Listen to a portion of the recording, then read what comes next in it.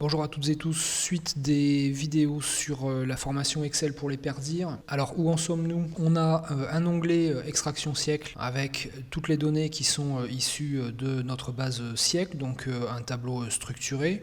On a un onglet inscription avec l'ensemble des données d'inscription de nos élèves dans notre établissement. Qu'est-ce qu'on va apprendre dans cette vidéo? On va voir la création de l'onglet ressources. Alors on va commencer par créer l'onglet ressources.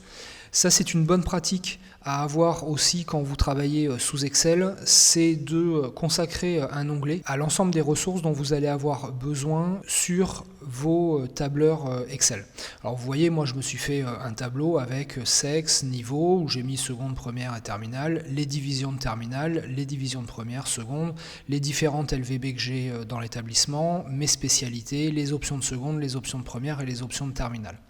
Voilà, je recense dans ce tableau l'ensemble des ressources dont j'ai besoin. Si j'en ai besoin d'autres, évidemment, je vais insérer des colonnes et rajouter des ressources.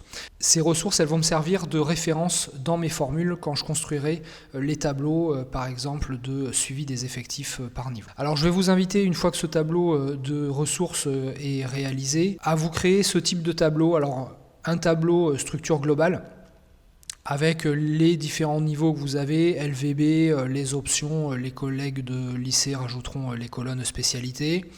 Et puis je me suis fait la même chose pour les premières, par exemple, sachant qu'évidemment le tableau des secondes, on va simplement enlever les spécialités et puis on ajustera ici au niveau des options. Je me mets aussi personnellement une fusion de cellules ici avec la fonction égale maintenant, ce qui me permet en fait quand j'ouvre le fichier d'avoir à ce niveau-là une mise à jour automatique de la date et de l'heure.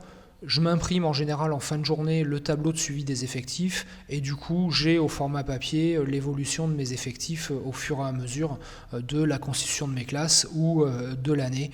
C'est un tableau voilà, que j'ai régulièrement avec moi quand je fais les emplois du temps ou en cours d'année pour savoir où on en est. Je vous montre un exemple de l'utilisation de cet onglet ressources. Dans ce tableau de structure globale, je vais faire appel aux ressources qui sont présentes dans mon onglet ressources. Donc, je mets égal, je vais aller chercher ressources et ici je vais mettre le niveau 2. Et vous voyez que dans la formule, il me met onglet ressources, cellule B2.